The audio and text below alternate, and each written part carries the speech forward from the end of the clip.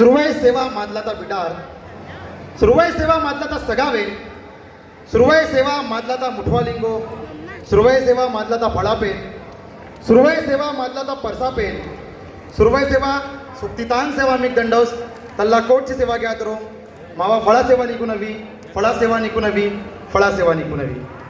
यहाँ पर उपस्थित सभी मातृशक्तियों को सेवा जोहार करता हूँ।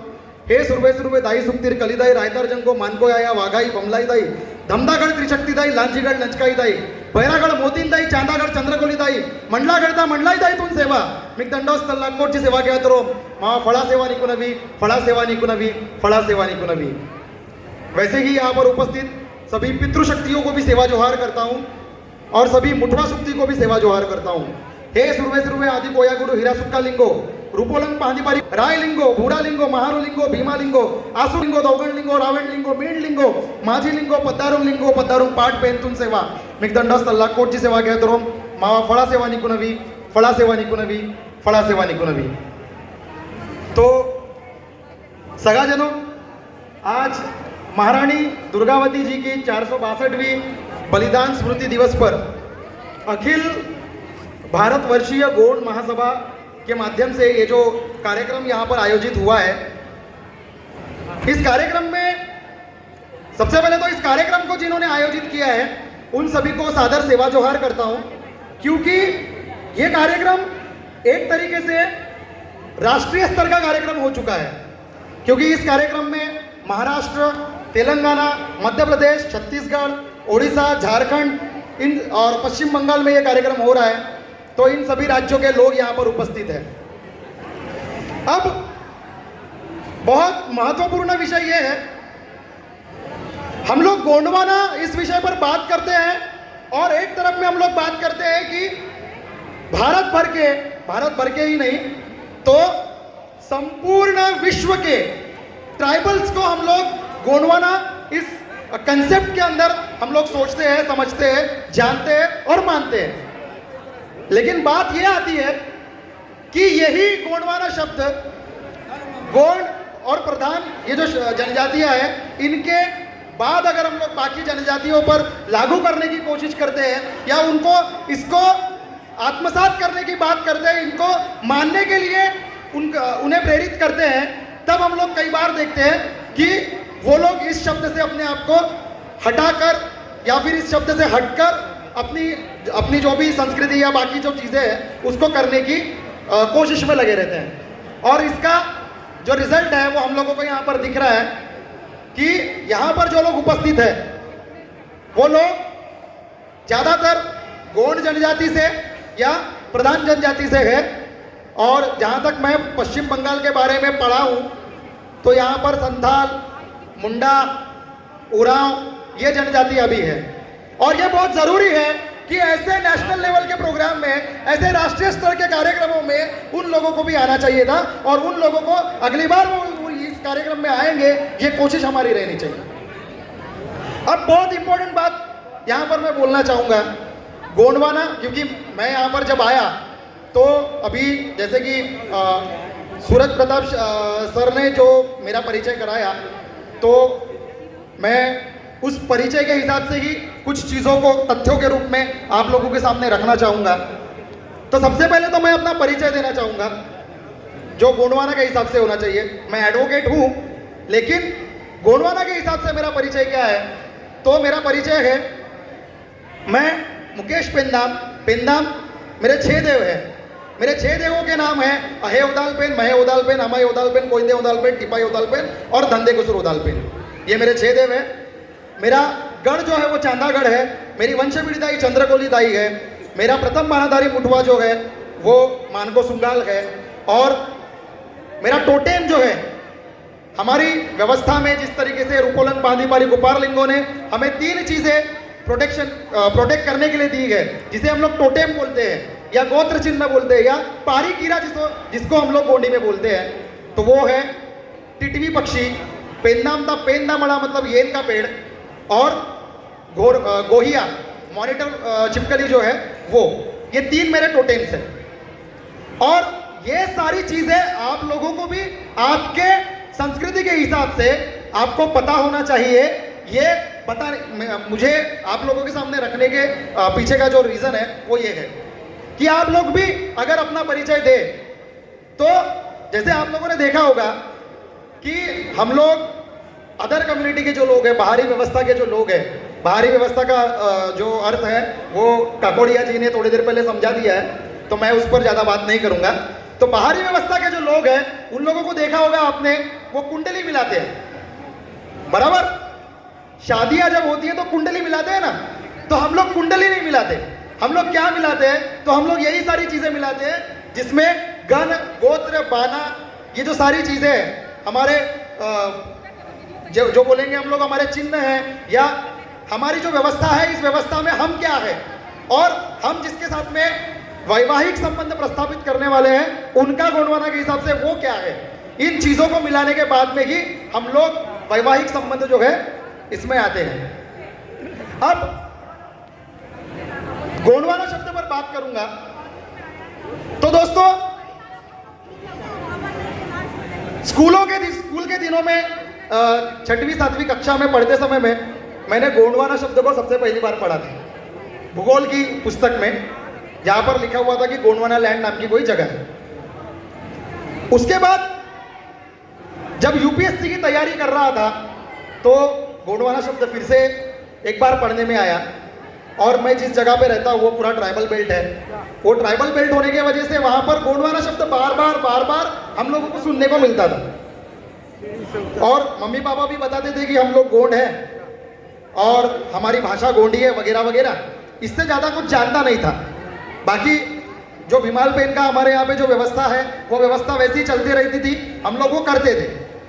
लेकिन अंदर से एक आवाज़ आई कि भाई ये गोंडवाना शब्द, हमारे एरिया में बहुत सारे लोग हैं जो गोंडी गोंडवाना को मानते हैं, इसकी एक अलग से क्रांति हुई है। हमारे हीरा सिंह मरकाम दादा जो है, इन्होंने ये क्रांति की है। डॉक्टर मोतीराम गंगाली साहब ने, जो कि हमारे एरिया से ही थे, उन्होंने वो क्रांति की है। तब मन में जो कौतूहल जागा तो सोचा कि गोंडवाना पर थोड़ी रिसर्च की जाए, और वो रिसर्च जो है वो रिसर्च मुझे बहुत सारी चीजें बता कर गई, जिसमें आपका बंगाल जो है इसका एक अलग महत्व है। और वो महत्व इसलिए है क्योंकि बंगाल से प्रमथनाथ बोस नाम के एक व्यक्ति थे। He was the first Indian who serve geological survey of India in British rule. आपकी जानकारी के लिए जो चीज बता रहा हूं वो समझिए। जियोलॉजिकल सर्वे ऑफ इंडिया को सबसे पहली बार किसी इंडियन व्यक्ति ने अगर लीड किया होगा, पहला इंडियन डायरेक्टर अगर कोई होगा तो वो प्रमथनाथ बोस है, और वो प्रमथनाथ बोस आपके बंगाल से। प्रमथनाथ बोस का गोंडवाना के साथ क्या कनेक्शन है? तो उसके लिए मुझे आपको लेकर जाना पड़ेगा उस व्यक्ति के पास, और उस रीजन के तरफ जिस वजह से जियोलॉजिकल सर्वे ऑफ इंडिया बना। क्या हुआ? लगभग 1837 से 40 के बीच, 1837 से 1837 से 1840 के बीच, जब हमारे यहाँ पे अंग्रेज जब आए थे, तो अंग्रेज आने के बाद अंग्रेजों को अपने यहाँ पर अपनी सत्ता को बहुत अच्छे तरीके से यहाँ पर जमाना था, और इस वजह से उनको यातायात के लिए कुछ यातायात के साथ साथ यहाँ से चीज़ों को दूसरी जगह पहुँचाने के लिए एक सस्ते साधन की जरूरत थी। और इसलिए उन्होंने क्या किया, चेन्नई में चितांद्रीपेट नाम की एक जगह है, चितांद्रीपेट से रेड हिल तक पहली प्रोफेशनल जो मतलब हम लोग बोलेंगे कि यात्री वाली नहीं, एक जनरल रेलवे ट्रेन जो है वो शुरू की गई, ठीक है, जिसमें सिर्फ माल ढोया जाता था, सामान ढोया जाता था, और जो मेनली कोयला ढोने के लिए शुरू किया गया था, कोयला। अब क्या हुआ, कोयला चाहिए किसके लिए? तो हमको ट्रेन चलानी है, और ट्रेन चलाने के लिए कोयला चाहिए, तो हम लोग अंग्रेज जो है वो इंग्लैंड से तो कोयला नहीं ला सकते, फिर कोयले के सोर्सेस जो है वो यहाँ पे ढूंढने पड़ेंगे, और वो ढूंढने के लिए उन्होंने जियोलॉजिकल सर्वे ऑफ इंडिया बनाया, जिसका जो हेड था वो था HB Medlicott, Henry Benedict Medlicott. Henry Benedict Medlicott जो है, इन्होंने प्रमथनाथ बोस जैसे लोगों को साथ में लेकर बुंदेलखंड वाले एरिया में काम किया, ठीक है, मध्य प्रांत में काम किया। और मध्य प्रांत में काम करते समय में क्या हुआ, एक फर्न होती है, फर्न मतलब बारीक पत्तियों वाला पौधा, ठीक है, वो आपको अगर कहीं देखना होगा तो कल हम लोग राधेश्याम काकोड़िया जी के साथ में मिलकर इंडियन म्यूजियम गए थे, मैंने उनको वहां पर वो दिखाया है। लोअर गोंडवाना का फॉसिल जो है, लोअर गोंडवाना का एक फॉसिल का जो विभाग है ना वहां पर आपके यहाँ पे इंडियन म्यूजियम में, आप लोग जाकर देखें वो चीज को। तो वो इंडियन म्यूजियम में लोअर गोंडवाना का जो सारा फॉसिल रखा हुआ है, उन फॉसिल्स में ग्लासोप्टेरिस और बाकी सारे जो फॉसिल्स है, फॉसिल का मतलब होता है जीवाश्म, ठीक है, ये जीवाश्म आप देखेंगे वहां पर आपको बारीक पत्तियों वाला पौधा एक पत्थर के ऊपर में छपा हुआ मिलेगा, ठीक है। तो ये जो बारीक पत्तियों वाला पौधा है ये इंडिया में मिला, और सेम पौधे की प्रजाति आपको ऑस्ट्रेलिया में देखने को मिलती है, ठीक है ना। देखिए गणित कैसा हुआ, जो पौधा विलुप्त हो चुका है उसके अवशेष आपको इंडिया में दिख रहे हैं और उसी के अवशेष आपको ऑस्ट्रेलिया में दिख रहे हैं। समझिए, इसका मतलब ये कि India and Australia both where connected, दोनों एक साथ रहे होंगे कभी तो भी, ये एक बात। और एक फिलिप ल्यूटली स्क्लैटर नाम का जूलॉजिस्ट है, उस जूलॉजिस्ट ने लीमर की प्रजाति पर काम किया। लीमर मतलब बंदर बनने के पहले लीमर थे, प्राइमेट्स है वो, सस्तन प्राणी है लीमर। वो लीमर की प्रजाति मादागास्कर आइलैंड में है। कहां पे? Madagascar island. मादागास्कर आइलैंड कहां पे है? तो अफ्रीका में।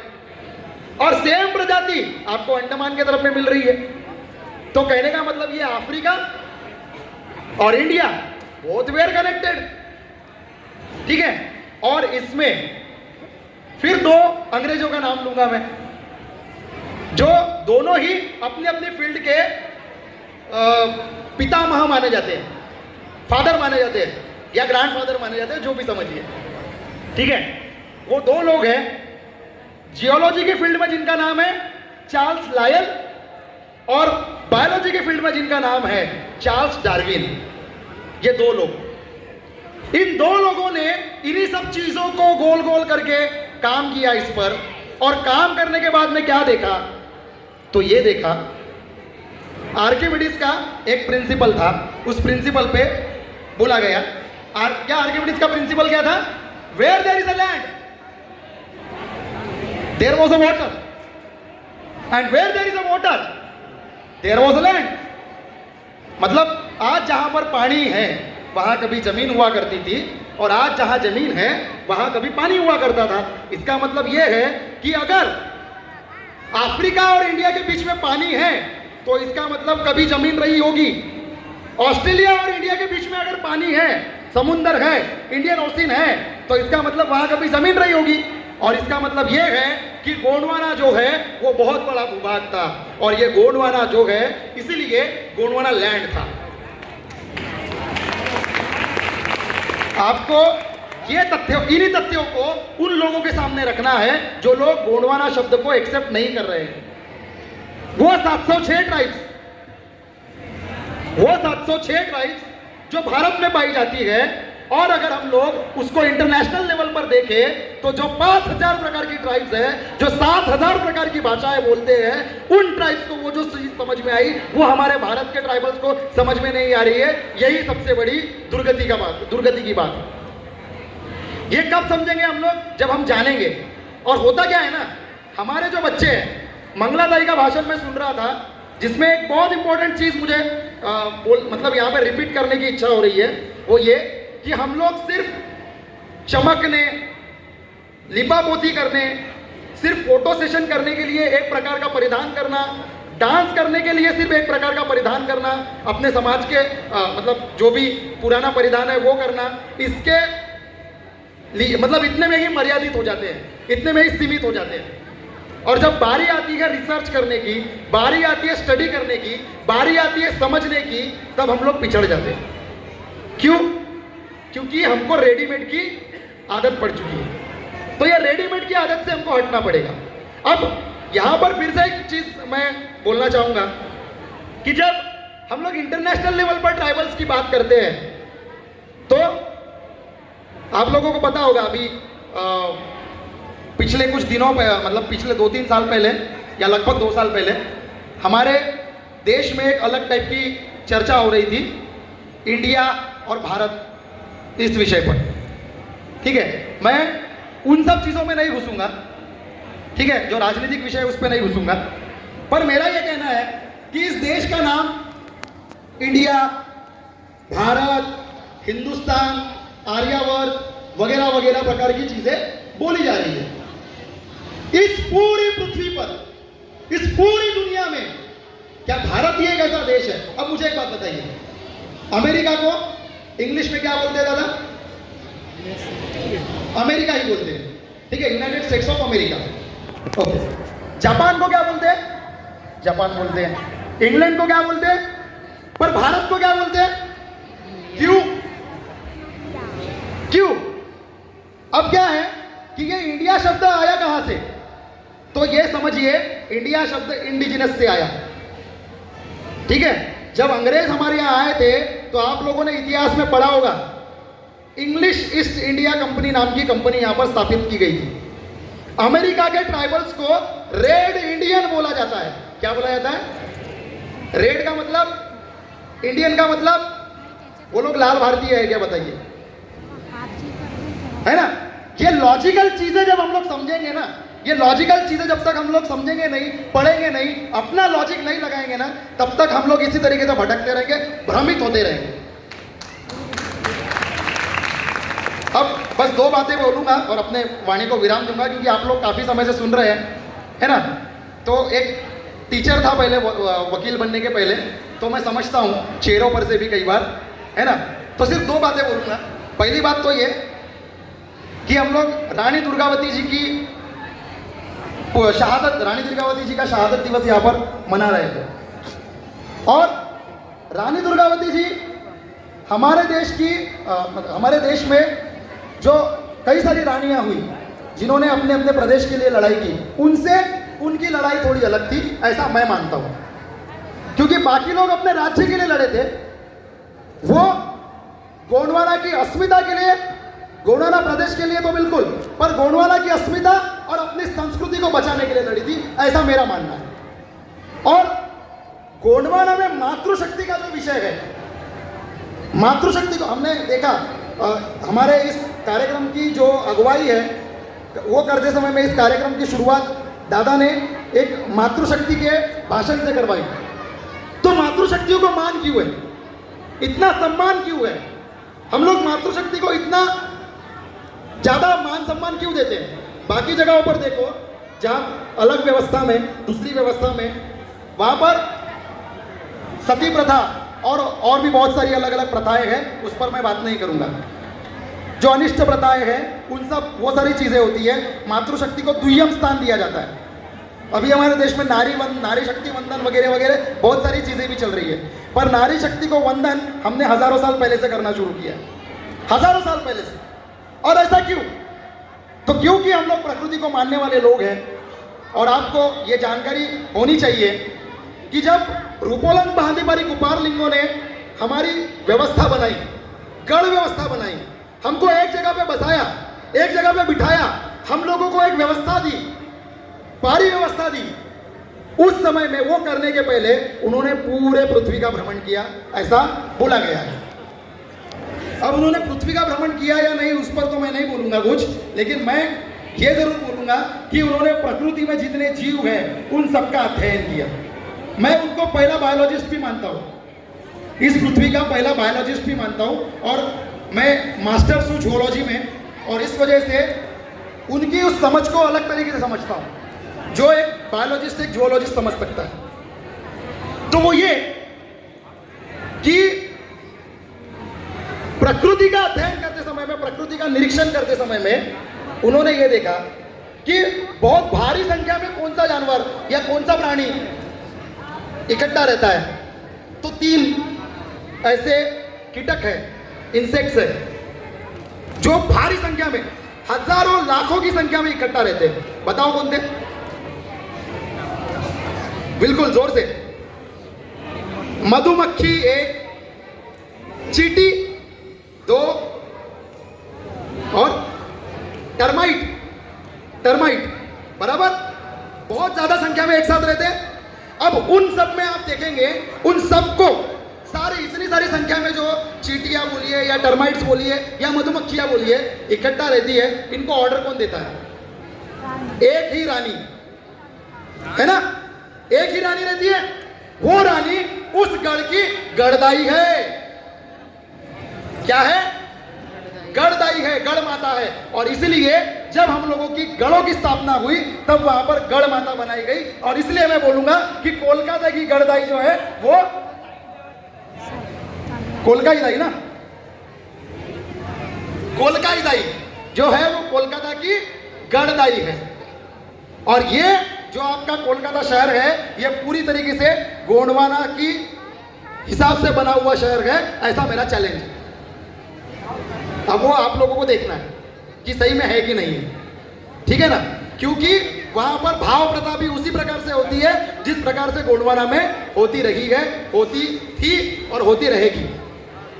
इसलिए हम लोगों को समझना पड़ेगा कि प्रकृति ने अगर एक गढ़दाई को चुना है राज करने के लिए या फिर ऑर्डर करने के लिए या फिर मॉनिटर करने के लिए, इसीलिए हमारे गोंडवाना में मातृशक्ति को अन्य साधारण महत्व है। और इसीलिए हमारी व्यवस्था में हमारा शंभू 5 खंड धरती के भूमि का राजा, जो गोंडवाना लैंड की मैं बात कर रहा था, 5 खंड की धरती की भूमि, वो जिसमें ऑस्ट्रेलिया, अंटार्कटिका, अमेरिका, अफ्रीका और इंडिया, ये 5 जो कॉन्टिनेंट है वो आते हैं, उसका अधिपति अपनी पत्नी के नाम से जाना जाता है। जैसा पहले शंभू को हम लोग शंभू मूला बोलते हैं, पहली जोड़ी को शंभू मूला, शंभू रमला, शंभू रैया, शंभू ढम्मा, शंभू गौरा, शंभू गिरजा वगैरह वगैरह, ये जो 88 जोड़ियां है, इन सब में शंभू कॉमन है, उसकी पत्नी का नाम है।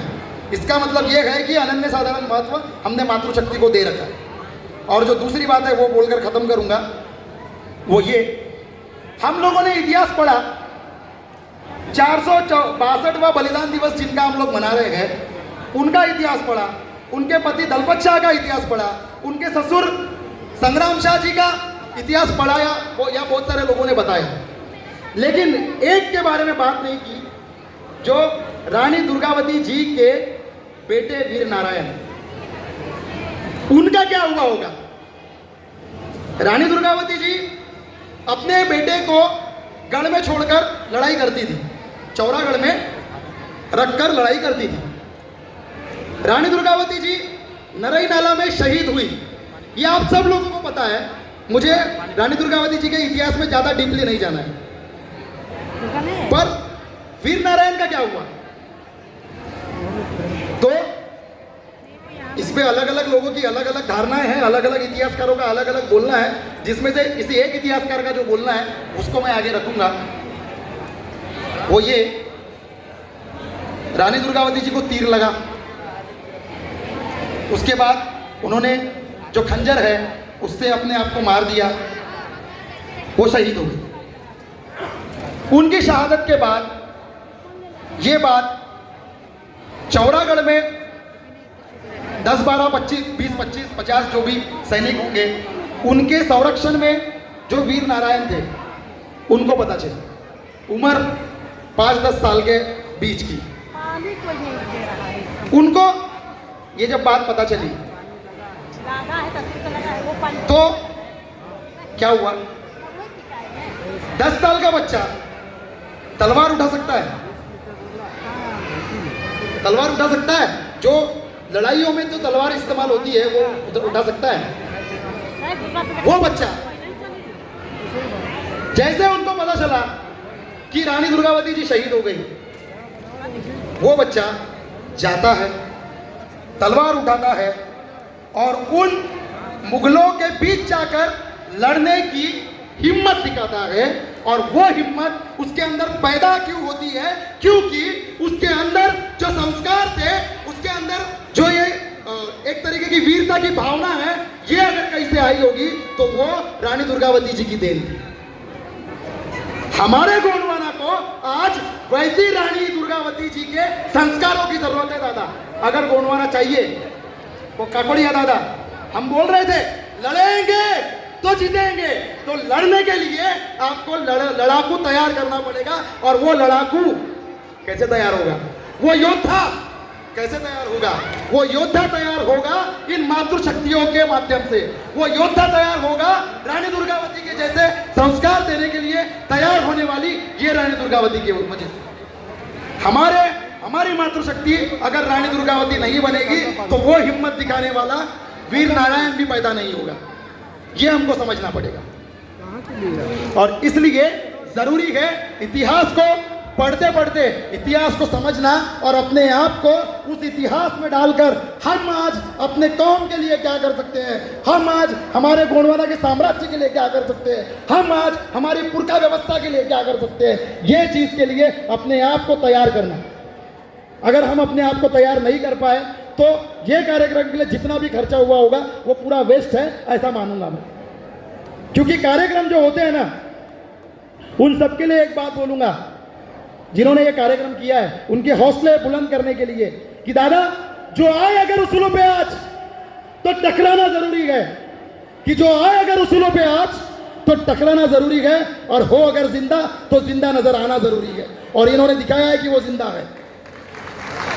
अब बारी आपकी है, अब आपको दिखाना है कि आप जिंदा है या नहीं। और इसलिए यहाँ पे जितने भी लोग अपना समय निकाल कर बैठे हुए हैं, जो आप लोगों से बात करना चाहते हैं, जो आप लोगों को बताना चाहते हैं कि क्या करना चाहिए, उनसे इतिहास में हुई है वो गलतियां फिर से दोहराई ना जाए। भविष्य में हमको क्या करना चाहिए, इसकी नीति अगर हम लोग यहां से लेकर जा रहे हैं तो उस नीति को समझकर अमल में लाने का काम हमको करना है। अब ये हमारी जिम्मेदारी है कि हम यहां से क्या लेकर जाते हैं, फूड पैकेट लेकर जाते हैं या गुड थॉट्स लेकर जाते हैं, ये हमारी जिम्मेदारी है। आखिर में एक कविता मैंने रानी दुर्गावती 6-7 साल पहले जो सामने भी बोलूंगा और अपनी वाणी को यही विराम दूंगा। ये कविता रानी दुर्गावती जी की शहादत दिवस पर जरूर बनाई थी मैंने, लेकिन ये गोंडवाना के उन सभी शहीदों के लिए समर्पित है जिन्होंने गोंडवाना के लिए अपनी जान लगा दी और शहादत दे दी। तो कविता ऐसी है, उस दिन जो किया था तुमने दोहरा ना पाया आज तक कोई। उस दिन जो किया था तुमने दोहरा ना पाया आज तक कोई। तेरी वीर गति को सुनकर, तेरी वीर गति को सुनकर गोंडवाना की जनता रोई।